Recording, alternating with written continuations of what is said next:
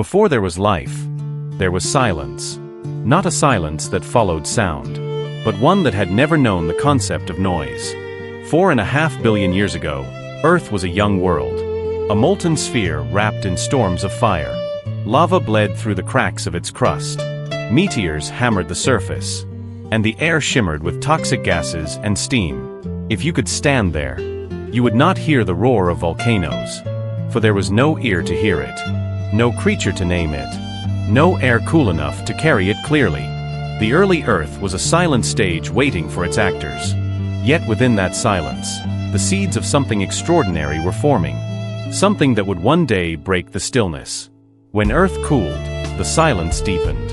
Rain began to fall. The first rain in the history of the planet. Drops hissed as they struck the searing ground, filling craters and valleys, giving birth to the first oceans. In those ancient seas, chemistry began to stir. Lightning flashed across the atmosphere, splitting simple molecules apart. Carbon, hydrogen, oxygen, and nitrogen, the most basic ingredients of existence, collided and reformed in endless combinations. These chaotic reactions produced the first amino acids, the tiny molecular letters of life's alphabet.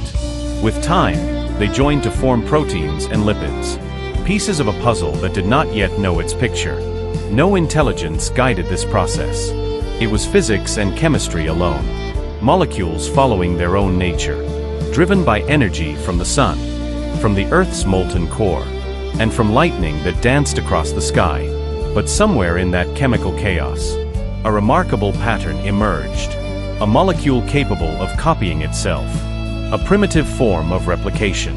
That molecule was the beginning of something new.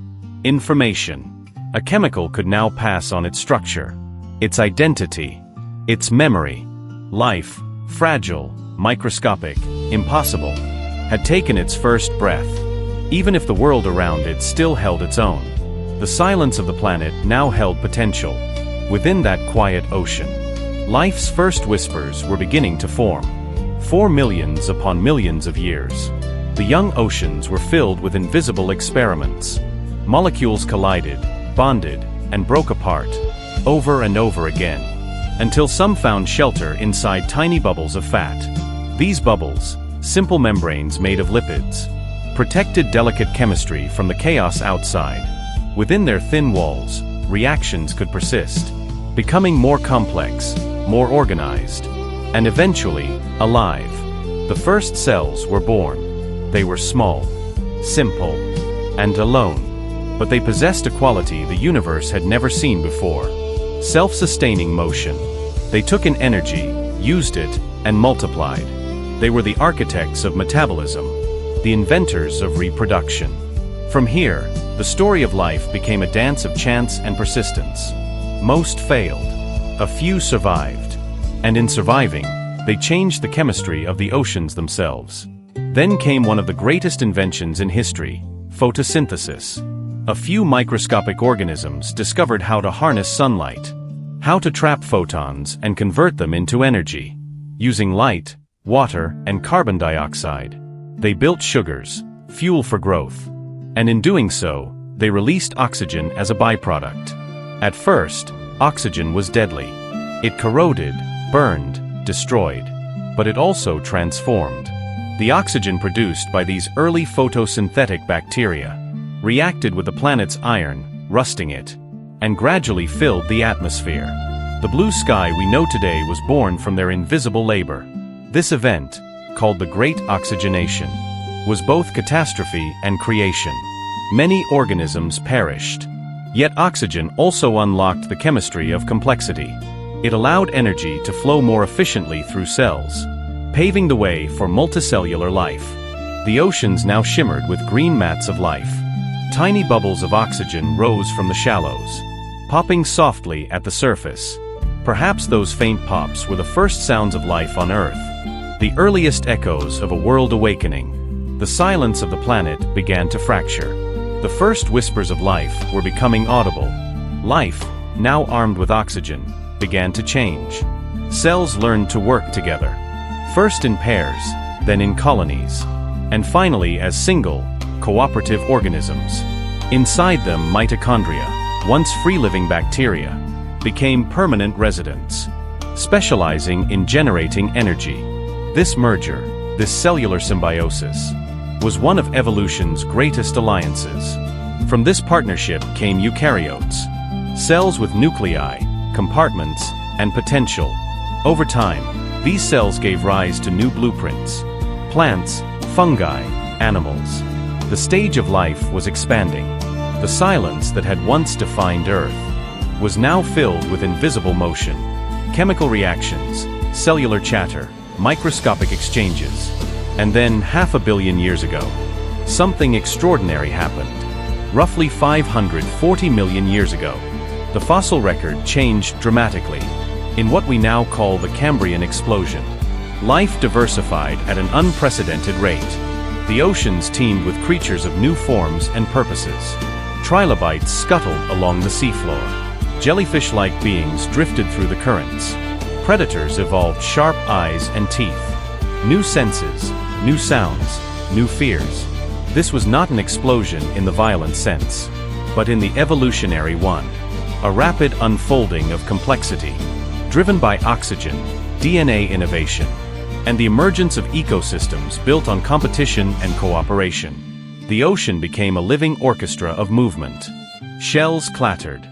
Fins sliced water. Currents whispered as bodies glided through them. For the first time, sound carried meaning. The silence that had reigned for billions of years was replaced by the rhythms of life. Earth was no longer a quiet world.